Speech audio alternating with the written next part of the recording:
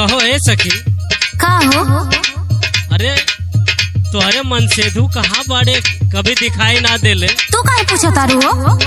अरे जब दिखाई ना दिए तो पूछब ना। अब उनका के हम ऐसा जगह रखी ले कि क्यों खोजे तबो ना पाई। काहे हो? सुनो सुनावा।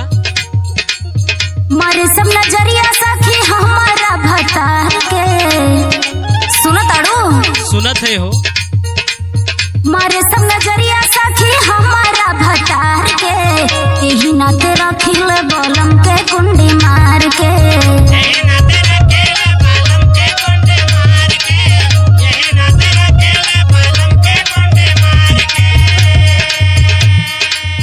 मारे सब नजरिया सखी हमारा भतार के, मारे सब नजरिया सखी हमारा भतार के, यही नाते रखिल बलम के कुंडी मार के।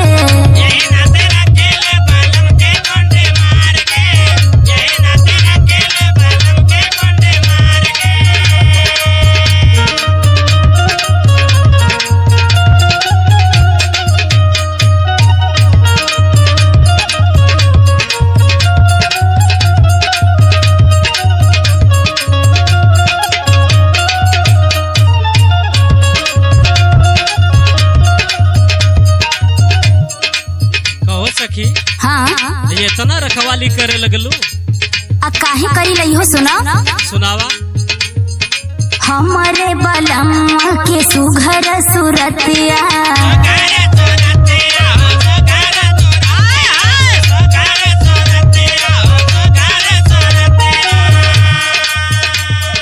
सब कर में हरियाणी हर दिन रतिया।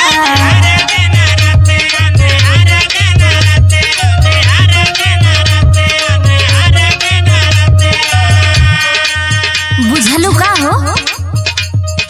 हमारे बलमुआ के सुघर सुरतिया, सब कर में हरियाणी हर दिन रतिया।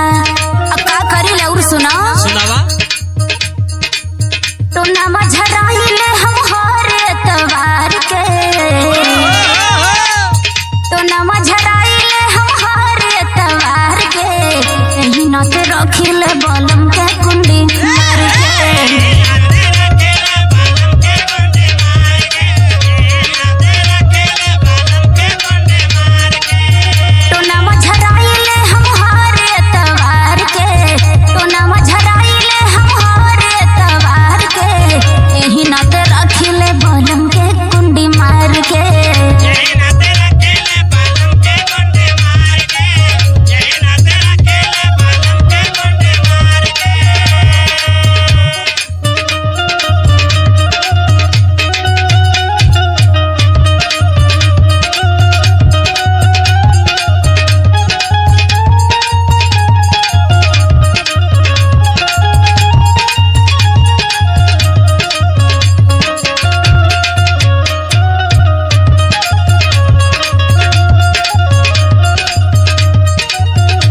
कहो सखी।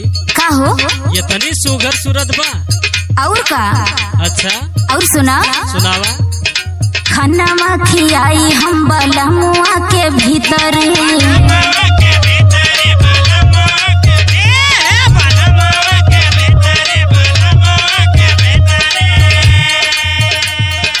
बहरे जब नी करे तो हम संगे नहीं करे।